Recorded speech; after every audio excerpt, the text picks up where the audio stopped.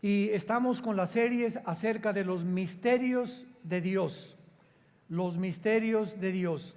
Antes de poder entrar en materia a desarrollar, abran sus Biblias en Mateo capítulo 13, porque vamos a cubrir mucho de las parábolas de Jesús y los misterios que se encierran detrás de las parábolas.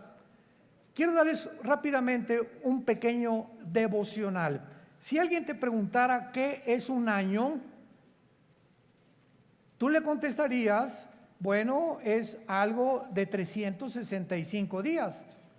Pero en el lenguaje de la Biblia, la palabra que se usó para año es la palabra Shana. S-H-A-N-N-A-H, Shana. Y esta palabra, como muchas palabras hebreas, contienen secretos. Y es donde estamos adentrándonos con esta serie en los secretos, en los misterios de la mente divina. Esta palabra está ligada en el hebreo al número 2, la palabra Shana, que se tradujo año. Y comenzamos ahorita a revolotear y por qué relación hay con los 365 días. Bueno, entonces, al estar relacionada la palabra Shana con la palabra o con el número 2, puede significar segundo numéricamente, duplicado o repetido. Entonces, por ejemplo, dentro del curso de la naturaleza, un año, ¿qué cosa es? La repetición cada año de primavera, verano, otoño e invierno. Las flores nacen, florecen y se marchitan. El movimiento de la tierra es el mismo sobre su eje y alrededor del sol en traslación en un año. Y esta repetición que le explica Salomón en Eclesiastés 1, de ahí viene la palabra Shana, que es repetición. Ahora pues, de la misma manera, nosotros los seres humanos somos seres de hábitos, porque por naturaleza también estamos todos los días repitiendo lo mismo. Nos levantamos, dormimos, comemos, trabajamos y volvemos a dormir. Un ciclo. Pero Shana, la palabra hebrea, tiene un doble significado porque también significa cambio o revolución. Entonces puede significar el número 2 o un duplicado o una repetición o una revolución. Y el camino del mundo, ¿verdad? El camino de Dios es el cambio constante. Dios no quiere que nosotros vivamos repitiendo como repite cada año lo mismo, todos los días nos levantamos, comemos, etcétera, etcétera. Dios no quiere que en nuestra vida espiritual repitamos nada, sino que al entrar en Cristo tenemos que estar continuamente cambiando nuestra vida interior.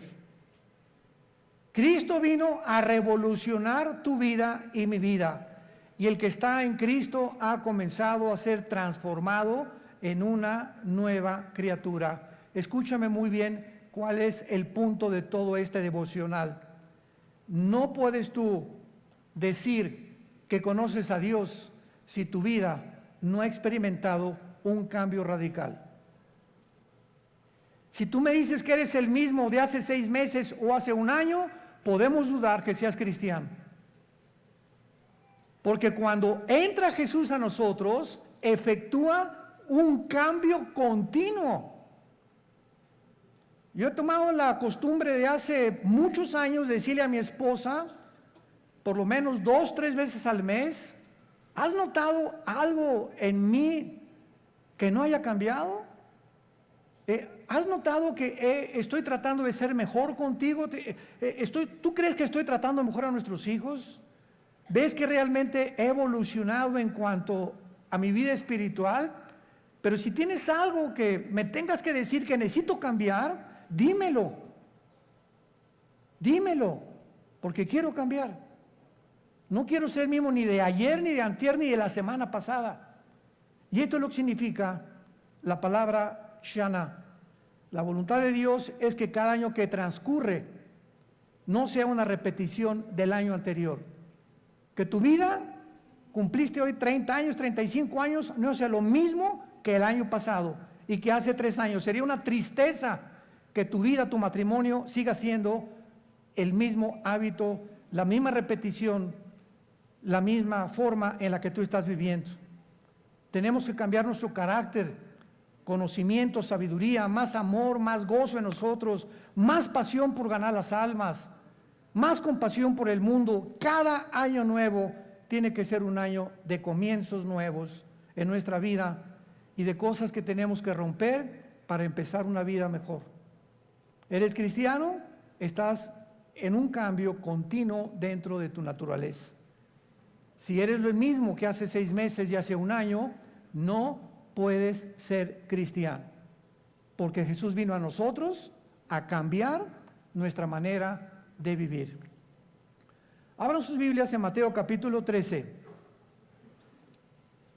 Y una de las cosas más misteriosas que encontramos en la vida de Jesús es que cuando Jesucristo hace su aparición en el mundo, Jesucristo podía comenzar a hablar acerca de tecnicismos y matemáticas cuánticas, física cuántica y quebrados y cosas así extravagantes, con tecnicismos de elementos químicos por aquí y por allá. Pero cuando Jesucristo hace su aparición en el mundo, escoge el lenguaje más simple y más sencillo que hasta los agricultores, los rancheros, los granjeros, los campesinos pudieran entender. Pero dentro de este lenguaje que Jesús usa para comunicar las verdades del cielo, que son mucho más altos que nuestros pensamientos, dentro de ese lenguaje tan impresionantemente sencillo y simple, se encuentran las verdades espirituales más profundas del ser humano.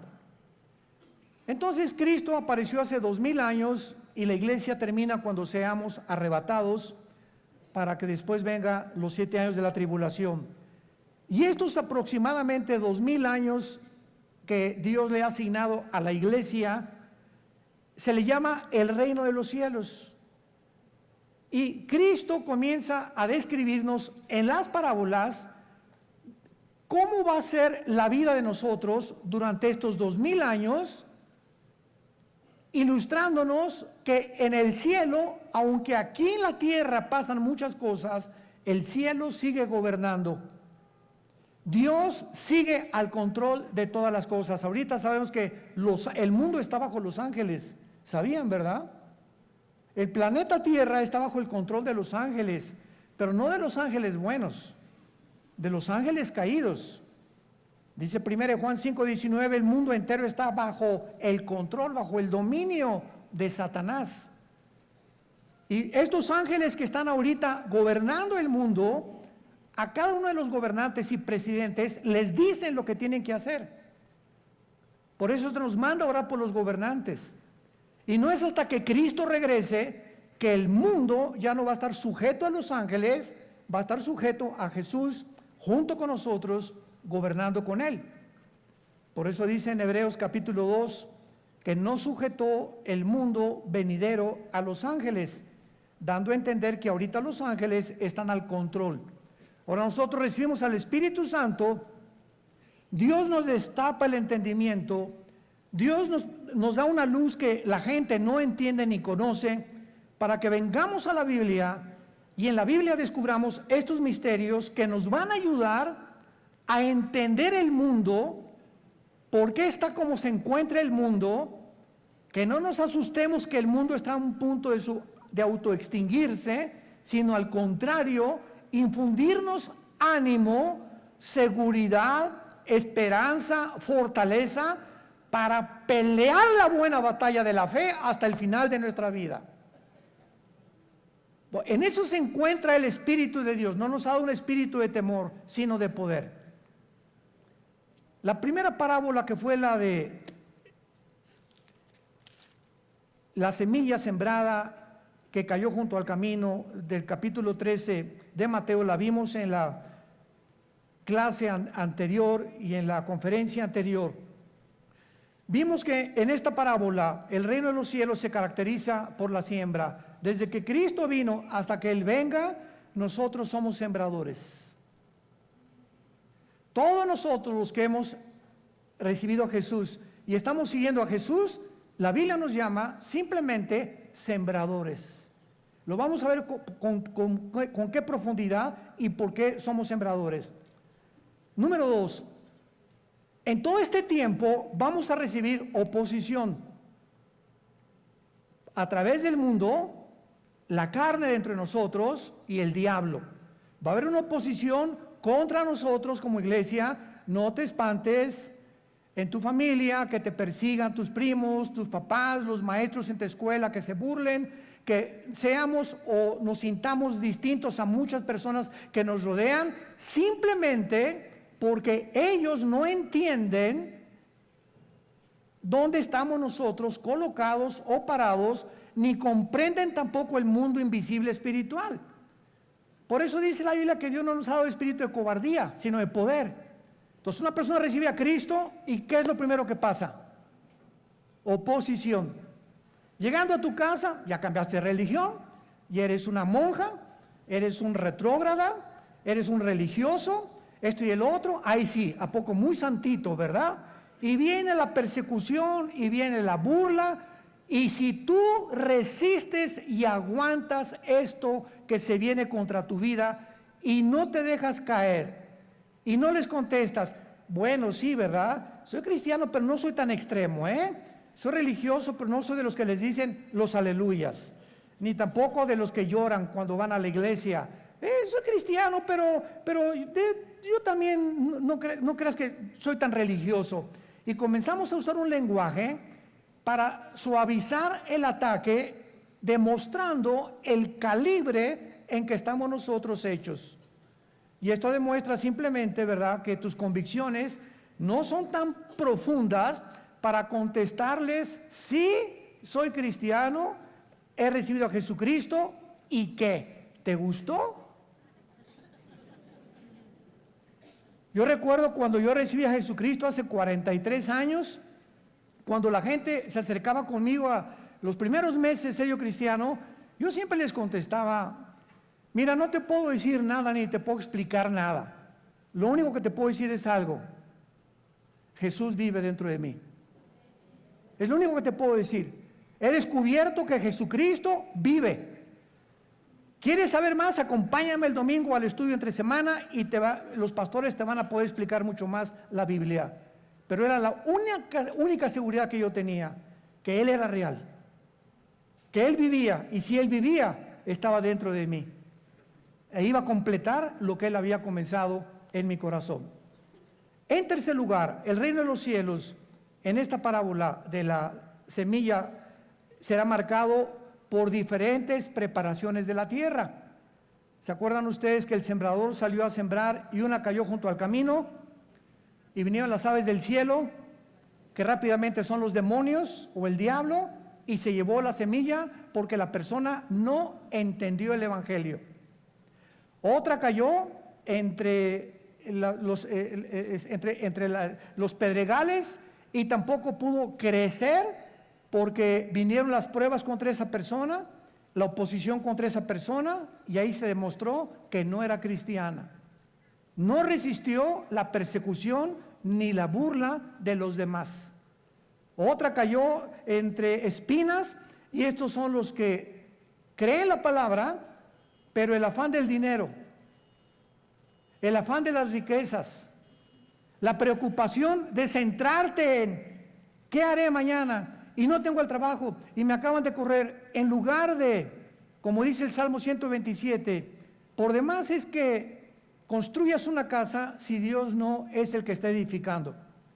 Y por más es que te levantes en la mañana y te vayas tarde a dormir, cuando a su amado dará Dios el sueño. Entonces, por demás es que voy a tener 2 trabajos ahora para que me alcance el dinero. Y voy a hacer más de estas cosas. Y sin que te des cuenta, te abandonas la Biblia. Ya ni el domingo vienes a la iglesia. No tienes tiempo para tomar un estudio entre semana. Los afanes del mundo entran a tu vida y en lugar de mantener tus ojos en Jesús, Los pones en el petróleo, cayó el peso, cayó el petróleo, no hay recesión, hay esto y el otro, y te dejas rodear por lo que el mundo nos oprime y ahogan dentro de ti la palabra y ya vives en incredulidad. Y sin fe es imposible agradar a Dios. Así que el momento en que nos comenzamos a sentir oprimidos y los afanes de la vida, y mi escuela no me deja venir el domingo a la iglesia, y mi trabajo ya me alejó de mis amigos cristianos, cualquier cosa o el deporte que nos aleje de estar cerca de Jesús, entra y ahoga la palabra de Dios. Y en cuarto lugar, hay personas en quienes se siembra la palabra, su corazón está listo, sensible, blandito y dan fruto al 100%. Son los 4 tipos de personas que la Biblia describe que van desde Cristo hasta nuestros días, habrá en el mundo. No hay una quinta persona, ni hay una sexta persona. O te encuentras entre los que por no entender el Evangelio ya no eres cristiano, nunca lo fuiste, porque no entendiste que es la gracia de Dios, o porque comenzaste a tener demasiada presión y oposición y te dejaste vencer por la oposición, o por el dinero y los afanes de las riquezas entraron y aguaron tu palabra. No hay más que estos 3 tipos de personas. ¿En cuál te encuentras tú? Ojalá que seas el cuarto lugar. Veamos ahora en nuestro estudio de esta mañana, en Marcos capítulo 4, la parábola de la semilla que crece. Yo les garantizo que vamos a descubrir secretos impresionantes, una profundidad excepcional. Yo he leído, como ustedes también, tantas veces Marcos y Juan y Lucas y las parábolas de Cristo, y cuando de veras hace algunos meses comencé a leerlas más en oración, en meditación, en memorización, comencé a descubrir cosas que nunca me imaginé que ya las había leído, pero que aquí estaban escondidas. ¿No te ha pasado lo mismo? Hoy este versículo ya lo leí como 10 veces, pero ahorita tiene algo que no había visto. Y no es que estábamos ciegos, es que la iluminación es progresiva del Espíritu Santo. Y cuando tú dedicas a Dios un tiempo para pasar con la palabra de Dios, la vida del justo es como la aurora, que cada vez es más amplio hasta que la luz es perfecta.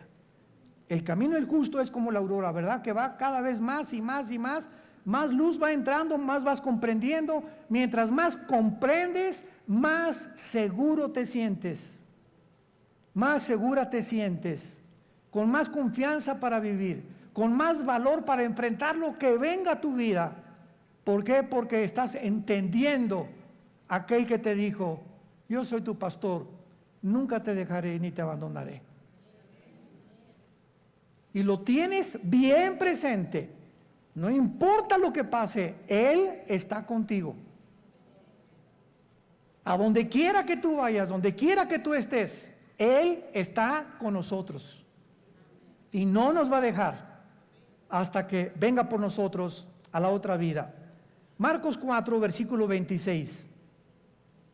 Decía además, pongan mucha atención, el reino de Dios, vean ustedes ahora por qué se llama parábolas, porque una parábola es un lenguaje que compara algo con otra cosa. Eso es lo que es una parábola, lo que significa la palabra parábola en el griego, una comparación entre 2 cosas. Entonces, Cristo está comparando las cosas del cielo con cosas terrenales, y escoge las cosas terrenales para ilustrarnos las cosas que suceden en el Espíritu. Esto es maravilloso. Es el mejor maestro que ha habido Jesucristo. El reino de los cielos es como, aquí está la comparación, cómo, lo va a comparar con algo. Vamos a ver con qué lo compara. Lo compara a que cuando un hombre echa semilla en la tierra, un campesino, un granjero, un ranchero, duerme y se levanta de noche y de día, y la semilla brota y crece sin que él sepa cómo, porque de suyo lleva fruto la buena tierra, primero hierba, luego espiga, grano lleno en la espiga, y cuando el fruto está maduro, enseguida se mete la hoz, porque la siega ha llegado.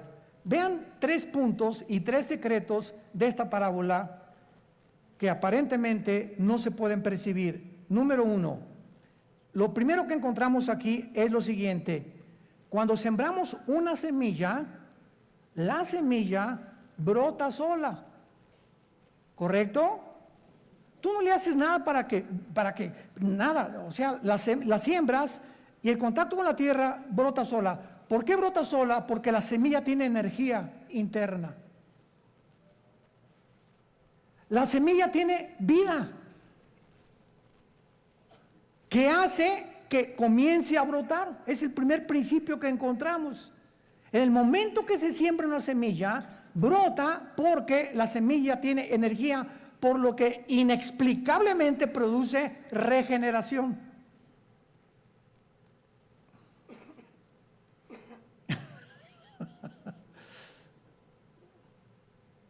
Te alabamos, Señor Dios de los cielos y la tierra, porque estas cosas las escondiste a los sabios y se las revelaste a los niños.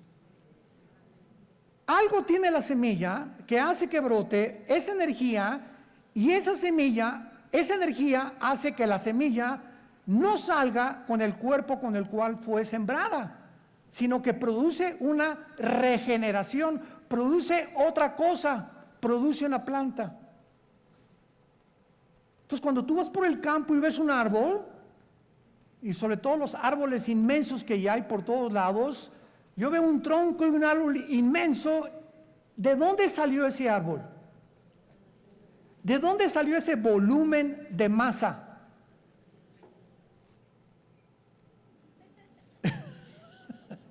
Ahí estaba escondido en el hebreo, y en la Biblia se llama el misterio del Yod, Y-O de Daniel. El Yod es lo que le llamamos la J o el apóstrofe o la coma, que en la gramática es, ¿verdad?, lo más pequeño que existe. Y nosotros encontramos que nosotros tuvimos el mismo principio de la semilla. Cuando mi papá puso su esperma, porque la palabra semilla es la palabra hebrea sera, con Z, que se traduce esperma. Cuando mi papá puso su esperma, en el caso de los hombres, Y, todos los hombres tenemos el cromosoma Y, por eso somos macho camacho. Esa semilla impresionante de mi papá llevaba el color de tu pelo, nuestra estatura, los intestinos, el corazón, los pulmones, la piel, los huesos, los tejidos, los billones de células que nuestro cuerpo iba a tener, y todo se encontraba concentrado en una semilla. Y esa semilla de mi papá se mezcla con la semilla de mi mamá, con su óvulo. Y entonces esta semilla de mi papá llevaba 23 cromosomas que se juntan con las 23 cromosomas de mi mamá. Se produce una célula de 46 cromosomas que se llama en la ginecología el cigote o el cegote. Y entonces comenzamos con la mitad de la información de mi papá y la mitad de la información de mi mamá a producir un ser humano. Y durante 9 meses, mi mamá no sabe, ni tu mamá sabe, ni nadie sabe cómo se forma el ser humano en los huesos. Así lo dice Eclesiastés capítulo 11. Como tú no sabes cómo se forman los huesos dentro del hombre, así ignoras la obra de Dios. Pero al mismo tiempo, todo trae una energía, esa semilla de mi papá y mamá, que está produciendo un ser humano vivo, inteligente, con capacidades racionales, que tu padrino, el ateo, dice que fue por accidente. Este es el primer principio.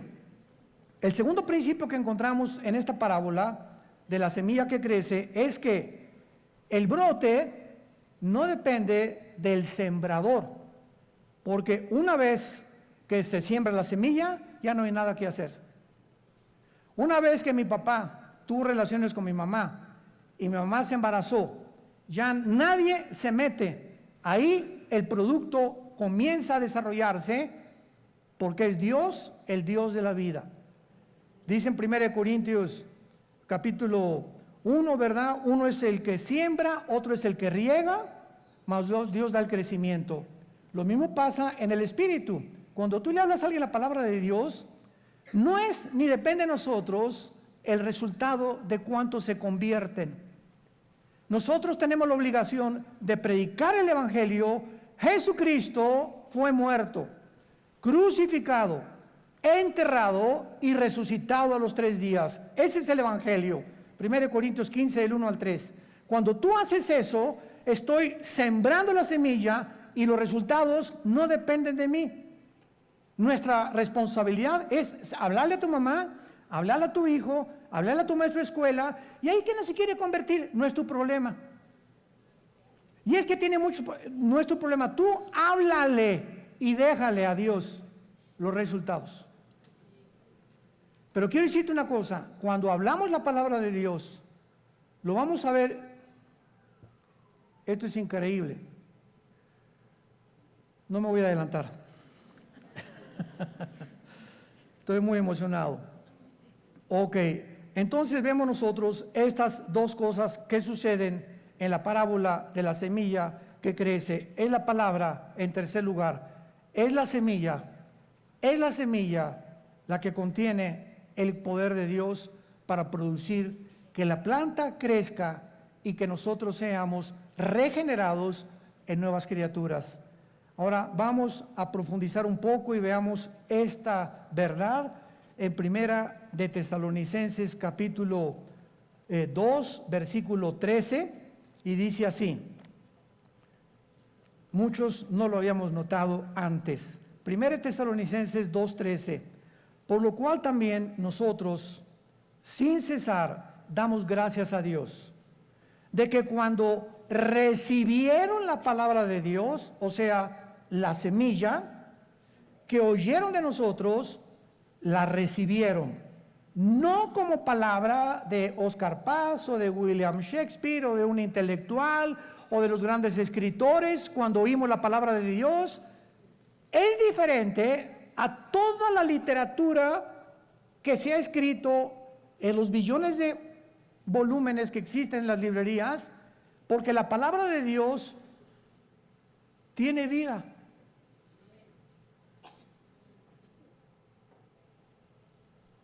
Sino que según es en verdad la palabra de Dios, la cual actúa en vosotros los creyentes. Cuando Jesús dijo, mis palabras son espíritu y son vida, cuando hablamos la palabra de Dios, cuando vengo a comunicarme y a hacer contacto con la Biblia y comienzo a memorizar 1 o 2 versículos o a leer la Biblia, yo no lo veo como no vemos tampoco cuando crece una semilla, cuando crece un bebé, no lo vemos, pero algo está entrando a nuestra vida espiritual que me está fortaleciendo, me está calmando, me está tranquilizando, me está dando un ánimo que no encuentro humanamente en nadie, ni en pastillas tranquilizantes, ni en el tequila, ni en la doctora Corazón, ni en Alcohólicos Anónimos, ni en Marihuanos Anónimos, ni en Neuróticos Anónimos. Algo tiene la Biblia que tiene vida. Mis palabras son espíritu. Cuando Jesús hablaba, algo salía de su boca que nadie puede ver. ¿Cómo viaja el sonido? ¿Cómo viaja el sonido? En ondas. ¿Cómo viaja la luz? En ondas, ¿correcto? ¿Por qué yo ahorita estoy hablando? Algo está viajando en el mundo invisible, que es mi voz, y está viajando y tú la estás recibiendo en tus oídos.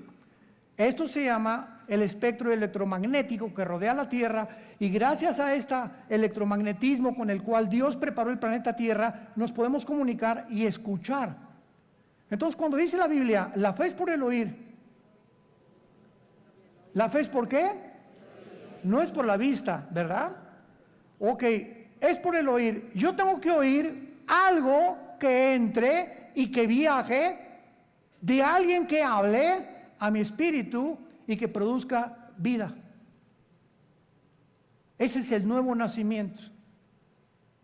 Hemos sido renacidos por la palabra de Dios, por la semilla de la palabra de Dios que vive y permanece para siempre. Cuando los cristianos descubrimos esto, el poder que tiene este libro es cuando día y noche le das prioridad. Porque si tú le das prioridad a este libro en las mañanas y en la noche, en las mañanas y en la noche, y de día y de noche meditarás en este libro de la ley para que hagas y guardes lo que está escrito, entonces Dios nos promete que vamos a prosperar en todas las cosas. Hermano, yo nada más a las 12 del día, dice de día y de noche. Hermano, yo nada más en la noche antes de acostarme, que la canción dice que de día y de noche. ¿Se fijan cómo somos? ¿Qué es el cristiano? Una persona que tiene fe. ¿Fe en qué? Ok, si tú realmente crees esto, ¿por qué no lo haces? Porque la fe, si no tiene obras, si no se manifiesta en la obediencia, no es fe. Es hasta que practicamos lo que dice este libro que verdaderamente tu vida comienza a ser revolucionada y cambiada interiormente. Pero ¿por qué no lo haces? Porque no es cierto que tienes fe. Yo creo que Jesús vino al mundo, su mamá fue la Virgen María y nació en Belén de Judea y lo crucificaron, hermano. Soy cristiano, ¿verdad? El diablo cree todo eso. Dice Santiago capítulo 2, el diablo y los demonios creen todo eso. Pero ¿cuál es la diferencia entre una persona que te dice creo que Jesús es el Dios y creo que es el Señor, etcétera, etcétera, en que los demonios, igual que muchos seres humanos, no obedecen lo que creen? Porque si lo creyeran de veras, si tus convicciones fueran profundas, lo harías. Y es cuando actuamos, cuando la palabra tiene efecto en nuestra vida para cambiarnos interiormente. ¿Me van siguiendo?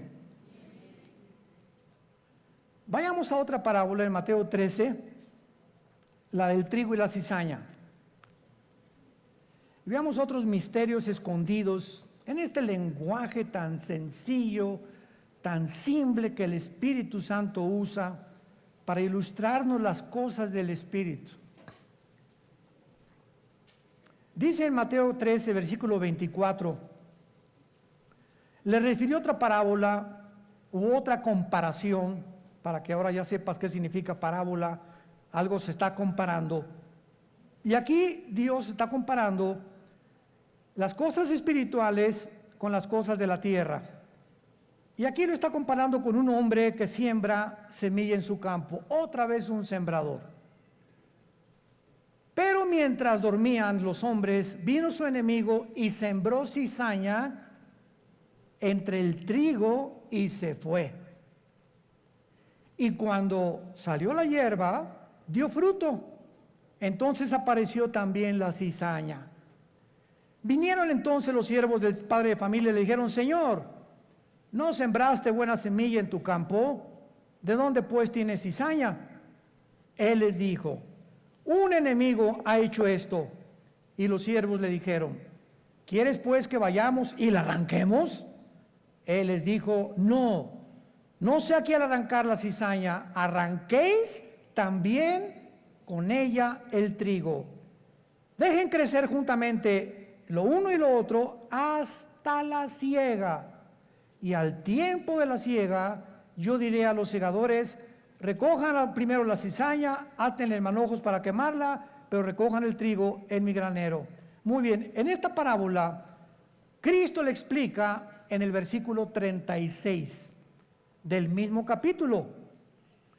Porque una vez que Jesucristo, ya lo notaron, rodeado de 500, 300 personas, El reino de los cielos es como el sembrador que salió, cayó entre espinas y en pedregales. El reino de los cielos es como el sembrador que salió, pero al mismo tiempo, mientras dormían, alguien vino y sembró cizaña. Entonces, toda la gente que estaba alrededor oían historias como de Dumbo o de cuentos. Qué bonitos cuentos cuenta el Señor, ¿verdad? Y qué bonitas ilustraciones, pero no entendían que lo que Él estaba hablando estaba relacionado con el cielo, con la vida espiritual que se encuentra dentro de nosotros. Entonces, cuando Jesucristo acababa de explicar una parábola, agarraba a sus discípulos y les decía, vénganse para acá. Y a ellos les refería, les explicaba y les revelaba lo que Él había querido decirles a la gente que no le entendía. Bueno, y la pregunta antes de pasar a la interpretación es la siguiente: ¿por qué Cristo no quería que nadie más que los que le siguieran las entendieran? Porque antes de que Dios te revele algo, antes de que tú sepas por qué naciste, por qué existe la predestinación, por qué Dios en su plan perfecto escogió a Lucifer y se revelaron los ángeles, por qué Dios, sabiendo que Adán y Eva iban a pecar, por qué los creó, antes de que tú entiendas esas respuestas, primero comienza a seguir a Jesús. Dios no viene a enriquecer tu conocimiento intelectual y a darte respuestas. Cristo te dice, ven y sígueme. Y a todos los que me sigan van a poder entender las cosas que mi Padre hizo, que son mucho más altas que sus pensamientos y que vuestros caminos. Entonces hay un precio para poder adentrarte en los misterios del reino de los cielos, seguir a Jesucristo. Y si tú día y noche no pones prioridad en tener este libro contigo en la mañana y antes de acostarte, leer versículos, memorizarte, etcétera, etcétera, compenetrarte, orar junto con este libro, no vas a crecer. Y van a pasar 5 años de tu vida, 10 años de tu vida, y te van a decir el chapulín de Tlalnepantla, brincando de iglesia en iglesia, en iglesia, en iglesia, en iglesia, buscando siempre algo porque tienes comezón de oír y quieres realmente nada más poder satisfacer el entretenimiento que muchas iglesias dan, sin la palabra de Dios.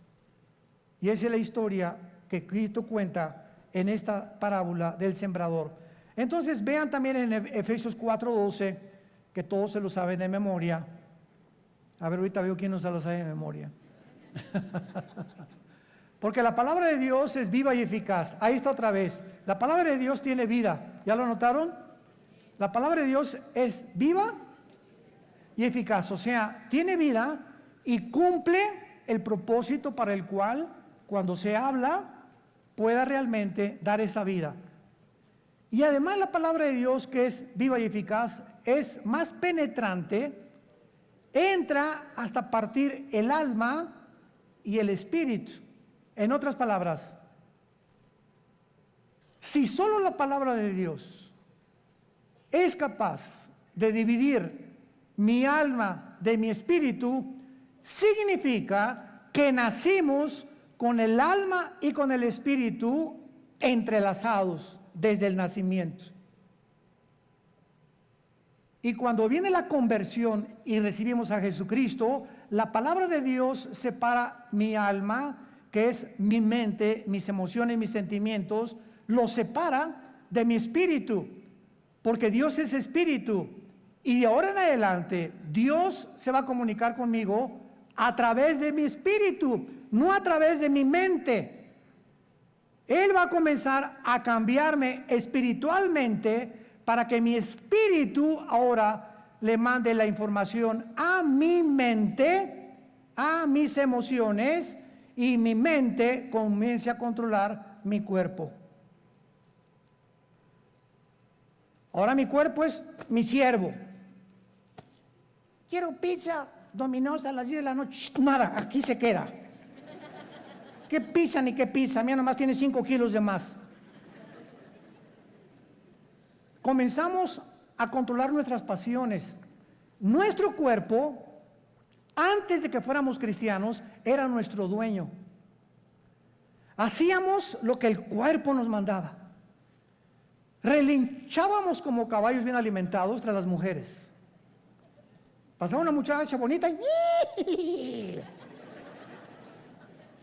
guiados siempre por las pasiones. Tengo hambre y tengo diabetes, tengo la glucosa alta, pero no le hace, me tomo una pizza. No teníamos control. El cigarro, este producto nocivo para la salud, yo sé que es dañino y ahí estoy chupe y chupe. ¿Por qué si racionalmente sé que el cigarro me está molando la tráquea, los dientes, las encías, el esófago, la laringe, los pulmones, los salidos pulmonares? ¿Por qué es posible que le siga jalando esa cochinada, envenenando mi cuerpo cuando estoy consciente que me estoy envenenando? Porque es mentira que la razón nos gobierne, somos gobernados por las pasiones. Si no, pregúntale a una persona que no sabe, sí te va a contestar, pero me gusta fumar. Es lo que te va a contestar. Oye, don Pancho, ¿por qué? Pues ya nomás el alcohol, la cirrosis, el hígado, el páncreas, te va a molar, el alcoholismo. ¿Pero qué hago? Me gusta y tengo un problema y recurro a un anestésico, marihuana o drogas o alcohol, porque en mis 5 sentidos no tengo el poder que no tiene ningún ser humano para enfrentar la vida. A eso vino Jesús, a darnos ese poder que no tenemos. Si Jesús supiera que por nuestros propios esfuerzos podríamos cambiar, ¿para qué murió en la cruz? Hazte esa pregunta. ¿Por qué tuvo que Dios sacrificar a su Hijo? ¿Por qué tuvo que sufrir Jesús lo que Él sufrió en la cruz? Si hubiera otro camino, o si las religiones salvaran, como dicen, ¿por qué tuvo Él que morir? Porque sin derramamiento de sangre no hay remisión de pecados. Fue el camino que Dios escogió. Y en 1 Pedro 1:23, porque somos renacidos, dice el apóstol Pedro claramente, de simiente, no de simiente corruptible. Esa palabra simiente es esperma. El lenguaje que se usa biológicamente, genéticamente, médicamente, está relacionado con el lenguaje espiritual también. Entonces, cuando dice la Biblia, por ejemplo, que la vida del cuerpo humano está en la sangre, los médicos lo descubrieron hace poquitos siglos, que la sangre es realmente la vida del cuerpo humano. Pero cuando ves el original hebreo, en Levítico, dice la Biblia que el alma está en la sangre. Cuando dice la vida de la sangre está en el cuerpo, en el hebreo dice nepesh. Nepesh, que es la palabra para alma en el hebreo. El alma se encuentra en la sangre. Y ahora los médicos descubren que en la sangre está la vida. Y el alma es la vida del ser humano, pero no espiritual, es la vida física. Y cuando viene Jesús y se aparece y les dice, no solo de pan vivir el hombre, o sea, no solo de conchas, ni tampoco de chocorroles, ni carne, ni de pizzas, todo lo que ingerimos físicamente. Ahora hay otro alimento que también es espiritual y que dentro de tu vida tienes que descubrir, y por eso te quieres quitar la vida, por eso estás tan deprimido, porque sientes que ya no puedes. El diablo te ha pintado un panorama oscuro, te van a decir Gutierritos toda tu vida, no vas a avanzar, no vas a tener novio, no te vas a casar, no vas a salir de esta enfermedad.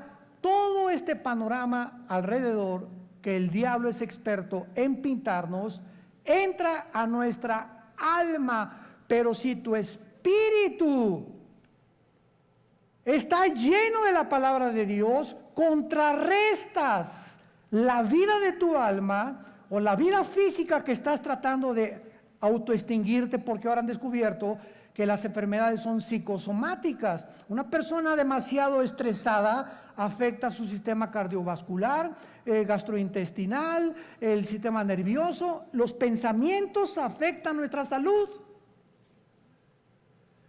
Y el estrés está considerado la enfermedad del siglo XXI. El estrés. ¿De dónde viene el estrés? De un estado de incredulidad, de tensión. No la voy a hacer, no va a pasar esto, no tengo nada. ¡Pum! Me pego un tiro. Lo que decía el escritor inglés William Shakespeare en su obra Hamlet. Yo hace muchos años representamos esta obra de teatro en la escuela. Me tocó a mí representar Hamlet. Y hay un discurso que dice así. Esto fue William Shakespeare, que no era cristiano. Vivir, dormir, no más. ¿Qué es más levantado para el espíritu? ¿Sufrir los golpes y los dardos de la insultante fortuna? ¿O levantar las armas contra un piélago de calamidades y haciéndole frente a acabar con ellas? Decía Shakespeare, ¿qué es más valeroso para un ser humano? ¿Dejarse vencer por las circunstancias o luchar contra ellas? En pocas palabras. Y entonces él dijo, morir, dormir no más. En otras palabras, si tú no quieres luchar contra las circunstancias, dice Hamlet, dice Shakespeare, pégate un tiro, porque la vida es sufrir. No estamos en Disneylandia, damas y caballeros, estamos en un mundo muy feo, esperando que Jesucristo regrese para reinar con nosotros. Y mientras Él regrese, Él sabe que la única forma de aguantar hasta que Él llegue es entrando a nuestra vida y teniendo contacto con Él día y noche con su palabra. Esta fue la respuesta que dio Shakespeare. Convéncete que vas a sufrir en este mundo, en el matrimonio. La luna de miel dura muy poquito, el gozo dura muy poquito. Entras a Disneylandia, el Superman, esto y el otro, esto y por allá, y a la salida, ¿no es verdad? Atravesamos como en un túnel donde nos maravillamos por un poquito de tiempo, pero tenemos que regresar a la realidad y otra vez enfrentar el lunes en la mañana, el tráfico, el agua, los problemas en la casa. Estamos en un mundo muy difícil. Dios nos ama y Él quiere que tengamos el poder de soportar hasta el final. Veamos ahora la interpretación de esta parábola de Jesucristo para terminar. ¿Qué es lo que Jesucristo dice acerca de esta parábola? Acerca de lo que Él significa para el trigo y la cizaña. Número 1. Se enfatiza que desde que Cristo vino hasta que Él regrese, la iglesia en todos lados del mundo, no hay una sola iglesia cristiana que no esté mezclada con cizaña. Los púlpitos están mezclados, la televisión cristiana está mezclada, las librerías cristianas, no todos los libros que se dicen cristianos son realmente cristianos. Hay una mezcla donde el diablo ha introducido a sus agentes en todas las iglesias, en todos los programas, en todos lados, para poder tratar de impedir que el trigo crezca. Ahora, fíjense la diferencia, cómo crece el trigo y cómo crece la cizaña. Esto es muy interesante. Cuando el trigo crece y alcanza casi su máxima estatura, el trigo se comienza a doblar. Y la cizaña, cuando comienza a crecer, cada vez se espiga más y más y nunca se dobla. ¿Me siguen? El cristiano que crece realmente y camina con Dios se vuelve manso y humilde de corazón. Y muchas veces nos toman por tontos. Pero la cizaña siempre será caracterizada por personas orgullosas. A mí no me tienes nada que decir. A mí no me tienes nada que...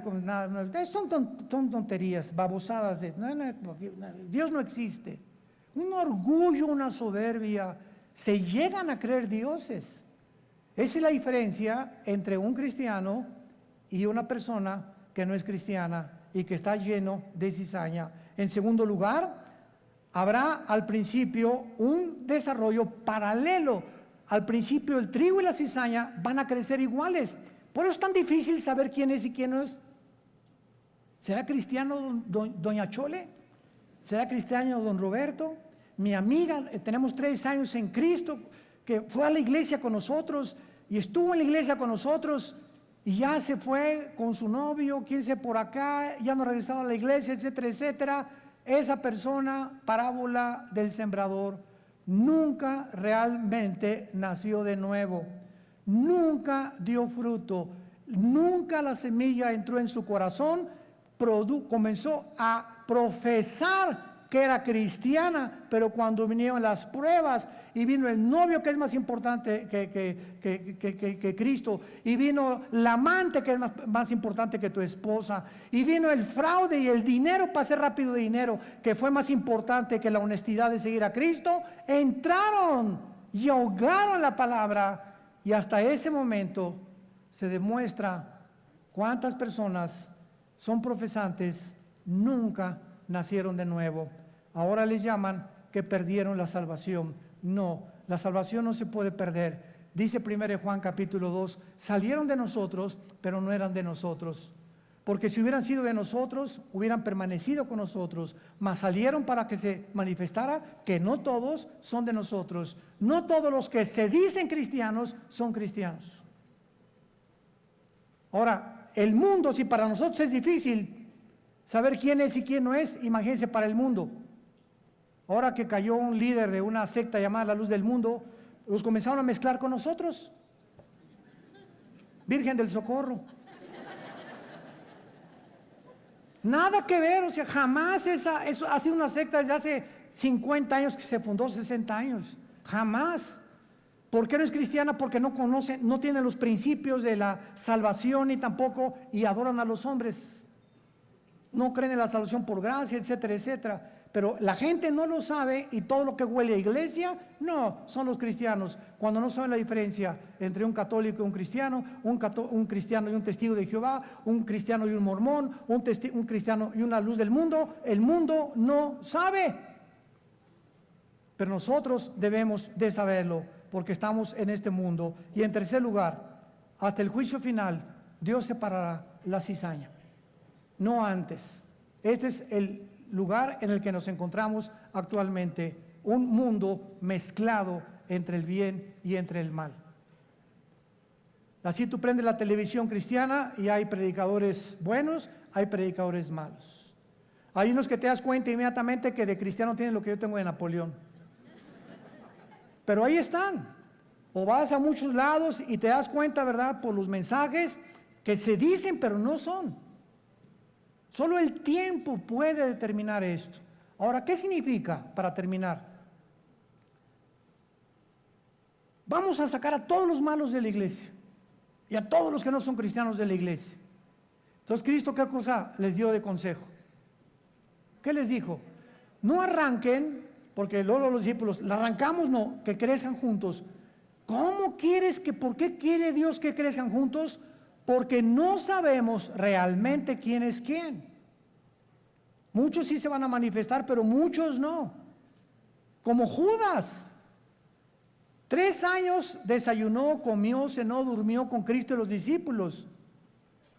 Y nunca fue cristiano Judas.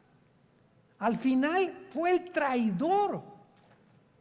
Como dice en Filipenses 1 el apóstol Pablo, hay muchos que predican a Cristo por envidia, por motivos equivocados, pero solo Dios los conoce.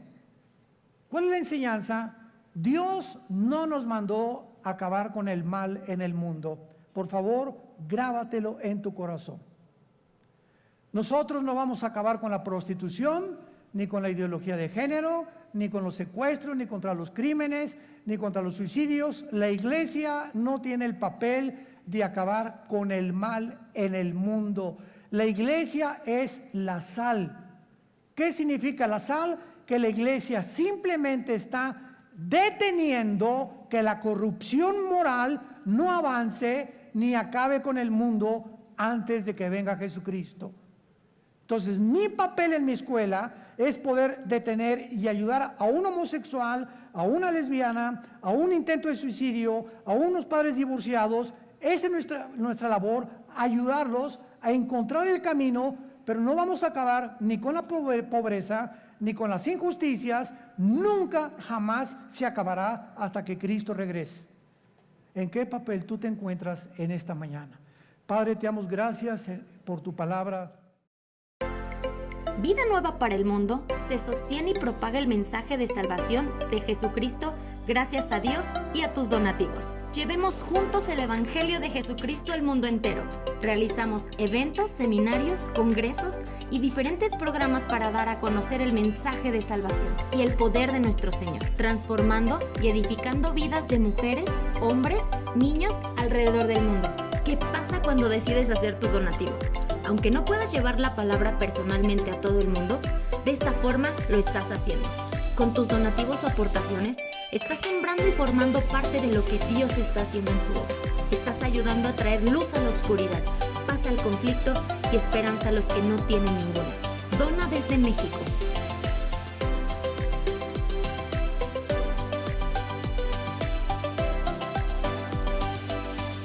Dona desde Estados Unidos.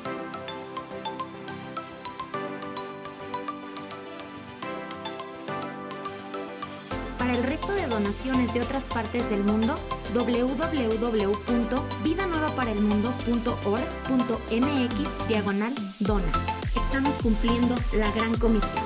Por tanto, vayan y hagan discípulos a todas las naciones, bautizándolos en el nombre del Padre, del Hijo y del Espíritu Santo, enseñándoles que guarden todas las cosas que les he mandado.